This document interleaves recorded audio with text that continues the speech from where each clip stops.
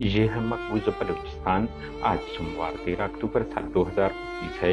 Balochistan today से आज के इलाकाई खबरों के साथ मैं हूँ आपका मेजबान इलियास बलूच।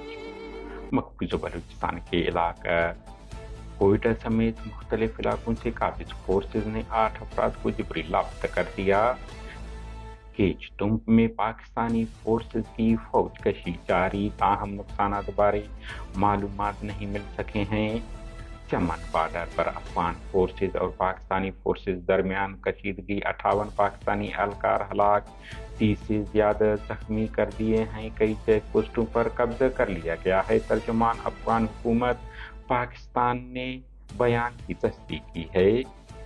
शहीद रसूल बख्श और शहीद निसार की वालिदा की रिहलत पर ताज़ियत करते हैं चेयरमैन डॉक्टर नसीम बलोच।